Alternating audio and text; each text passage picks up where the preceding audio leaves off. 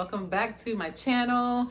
Miss Purpose Chaser here, and I am here with another video. We are going to talk about the signs and symptoms of depression today. So before I get started, thank you guys in advance for those who have already subscribed to my channel. I appreciate you guys and all of your feedback, all of your comments. If you are new to my channel, thank you very much for tuning in. Make sure you also subscribe and hit that bell button so that you can get notifications whenever I post a video. So let's talk. Diagnosed with depression back in 2018. That's when I finally decided to come out of denial and get help because I was tired. I was tired of my life going the way that it was going. I'm sick of how I'm living. You know, I'm just tired. And when you get fed up and tired, there are certain things that you have to do to change that. You don't like your life, change it. You don't like your weight, change it. You don't like how you're living, change it, right? So again, I was just tired.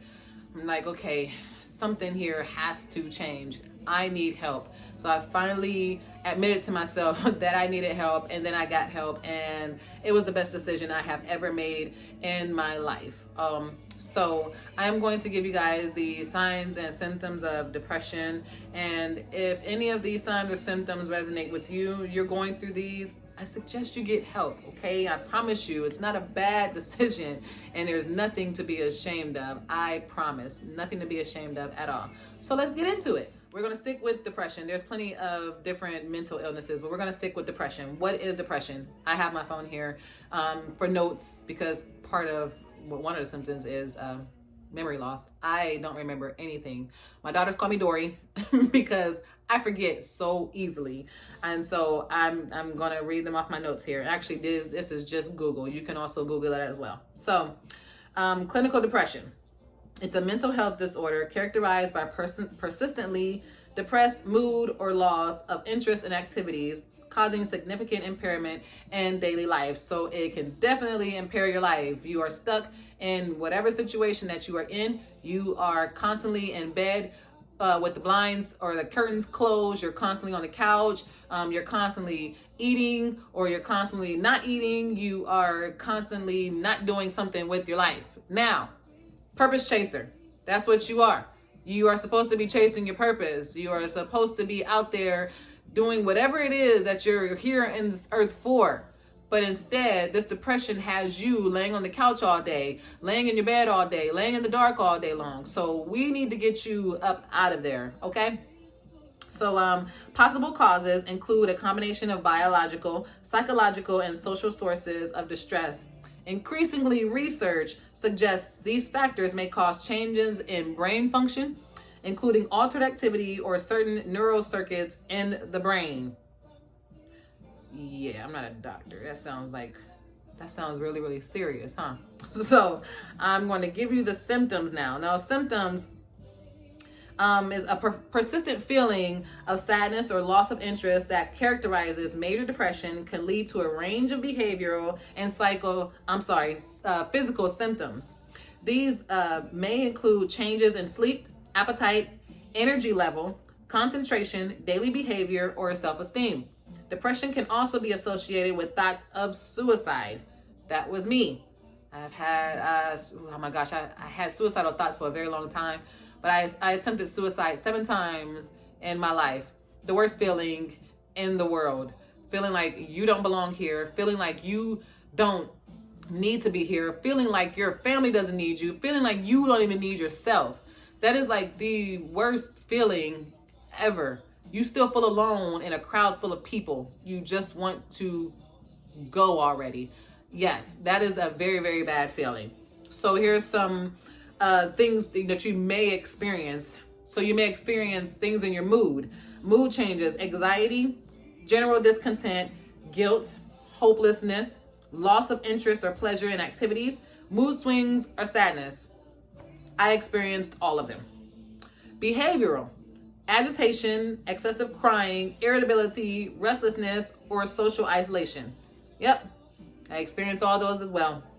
Sleep, early awakening, excessive sleepiness, insomnia, or restless sleep. I experienced early awakening and excessive sleepiness. Whole body, excessive hunger, fatigue, or loss of appetite. Mine was the fatigue and loss of appetite. I was so skinny when I hate to admit this, but I think I already knew I had depression before I was diagnosed with depression in 2018. I was just too good to be depressed. And I'm like, I'm not about to go tell somebody else all my secrets or my business. Like, yeah, right. There is no way that I need that kind of help. I was in such denial. It was really, really crazy. But I was very, very small, not realizing or not understanding what comes with depression. I didn't know that I knew there was something wrong with me, just didn't know that I was depressed. I was very, very, very, very small when my family doctor told me I may be going through depression. And this was back in 2006. I had my daughters in 2007. Yes, 2006 is when my doctor told me I may be going through depression. Again, I'm too good. I ain't going to talk to nobody. I'm just fine. And so I chose, I'm like, yeah, I'm cool. Let me just pray it away. Now, at the time, I'm a believer. So I'm like, okay, let me just pray it away. It'll go away. Let me just get on this altar and cry. No, didn't work. So I needed therapy, like really, really bad. And so yeah, I'm very happy that I chose that.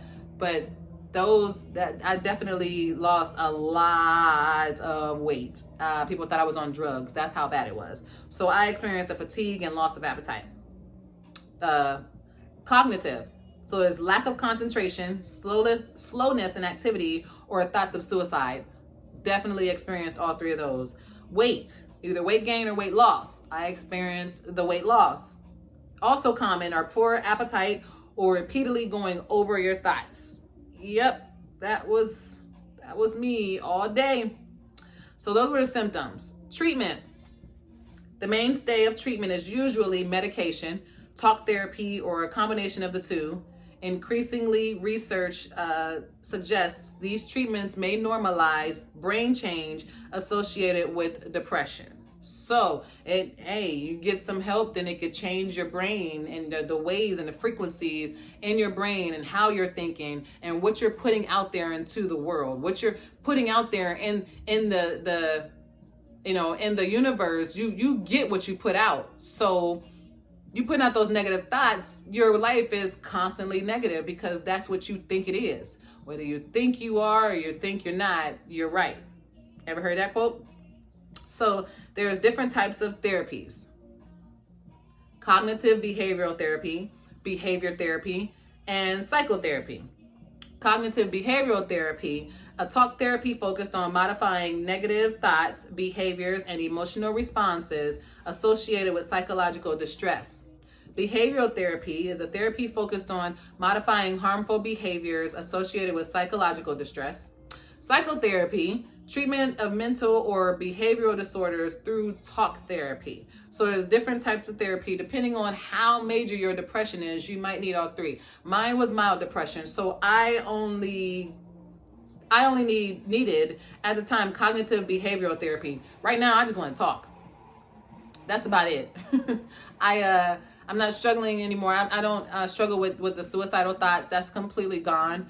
When it comes to my life now, the only thing I struggle with is pushing people away.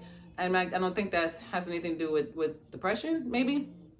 But I've been single for almost 12 years, and I'm constantly just pushing men away.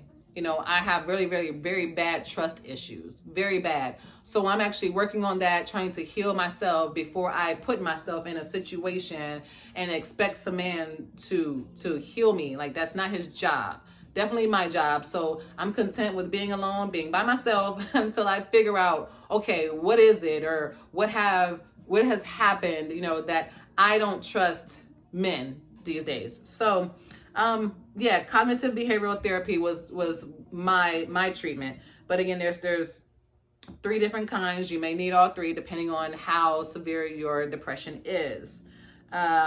Medication. Oh.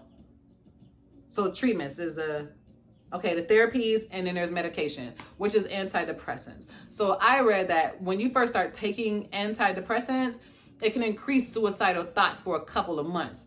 Not a couple days, a couple months. Who in the world wants to go through that? Don't you hate when you hear a commercial and they're talking about medication? Side effects may include, and then they name all these things. You're like, well, what's the point of me taking that if it's going to come with all of these side effects? Why does it come with all those side effects? So what's the point of taking them? So just be careful when it comes to antidepressants. That is a treatment. My treatment is physical fitness. I am in love with the gym, so that's my treatment. My those of you who already know, I'm total life changes distributor. I am all about changing people's lives in a healthy way. I am in love with NutriBurst. That right there just gives me mental clarity. So that's also a part of my treatment. I have been eating healthier and not eating junk food that puts, that makes me think negative into my body. That's definitely how I make it through. And it's mostly my physical fitness. I am in love with working out and exercise. This right here doesn't even mention exercise. That is a treatment for mental illnesses. The exercise is really, really overlooked when it comes to mental illness. That is one of the big things that people should do is exercise. Get your blood flowing. And it's very relaxing actually to exercise. It may hurt your body, later on. For a couple of days, you just may be in pain, but it's a good pain. You're going in the right direction. And so that's my treatment. So you be careful, whatever it is you choose when it comes to medication, but what works for me may not work for you. Only you can tell what actually works for you. When I first started therapy, my doctor asked me if I wanted to be put on medication. Nope, I don't. I don't want no medication. I hate medication. That's just not something that I do. That's not something I take. I don't take medication at all. If I cough, guess what? I'm going to go get some tea and some lemon, and I'm going to sip on that tea and lemon, and that's just how I, treat myself. I don't like medication. Only medication I take right now is Benadryl, and that's for my allergies. If anybody knows a natural remedy for allergies, please let me know. Hit me up, please, because I don't like taking them, especially during the day. They make you drowsy. So during the day, if I need to take one, all of a sudden I'm taking a nap at like 6 o'clock in the evening and I have to work the next morning. So I don't like doing that. But again, be careful when it comes to, medication. I really think that a lot of you can definitely get through this if you just start to change your mind, change how you're thinking about yourself. Oh, I'm never going to get through this. Well, I guess you're right, because you just said it. You are what you speak, what you think. Stop speaking so negative to yourselves. Stop allowing your mind to control you. And you need to learn how to control your mind. You tell your mind what to think. Don't let your mind think whatever it wants to think and then you go along with it. Your mind thinks that you're stupid. No, you're supposed to turn around and be like, hey, yo, who you talking to? So just make sure that you are putting positive thoughts out there in the air, positive energy, positive things. If you need to write yourself positive affirmations and put them on your mirror at home, so when you look in the mirror, you can read these affirmations and constantly uplift yourself. I really think that a lot of people just need to talk. When it comes to mental health, when it comes to depression, you need to talk about the traumatic experiences that happened to you. Yes, you do. Talk about them. I'm not saying like me, I'm just a transparent person. I like talking about what happened to me. I don't mind talking or telling the world my story. You don't have to write a story. You don't have to tell the world your story. Just tell your therapist, or talk to someone about it so that you can move forward and move on with your life. You don't belong there on that couch. You don't belong in bed all day. Somebody needs your hug. Somebody needs your touch. Like somebody needs you to sit down with them and tell them how you got out of what you are about to come out of. You are about to come out of this. Do you hear me? You can't tell yourself I'm coming out of this and then you just continue to sit there on that couch or sit there in the bed. No. Just like you hold people accountable when they tell you they're going to do something, and then when they don't do it, you get mad at them and you get pissed off at them. Well, get mad at yourself for not holding yourself accountable. If you say you're going to do something for you, you make sure you do that for you, because you come first. You hear me? You come first in your life. Self-care is the best care. And you know, part of self-care, and I don't mean getting your nails done and buying yourself expensive things and going to get your hair done. That's right there is just extra. No, self-care is taking a long bath to put your, you know, your candles, light your candles, put some good music on, and just focus on positive things while you're taking that bath. You know, they call it a spiritual bath. You know, you can add some bath bombs or some oil and some Epsom salt and whatever else you need to add to make your mood higher, to make your energy go higher. Exercising helps. That's also self-care. Turn some music on and go crazy in your living room, you know, just, you know, have fun with it. Also self-care, talking. You need therapy, then go get it. You're taking care of yourself. So yes, it is time for us to talk. It's time for us to get healthy. And that starts with our mental state. You have to be healthy mentally if you're going to be healthy physically, spiritually, emotionally. Okay? So thank you guys for watching. Thank you for tuning in to my channel. Again, if you haven't subscribed, please do. Like I always say, I can take some feedback. Anything. I really appreciate it, and I will try my hardest to either do better or not do something in my videos that you know maybe didn't like or whatever. And no, it doesn't. Not saying that I care about what people think. It's just that certain things matter, you know. And I mean, as far as my channel is concerned, yes, it matters. Now, if I offended you, now that's something I just can't help. Because that's not my problem if you're offended by anything that I say in any of my videos. I'm not on here to offend you. I'm on here to give you, you know, my story, my experience, and my opinions based off of, you know, my life and what I have experienced in my life. So thank you again for watching, guys. And I will see you guys in my next video. Holla!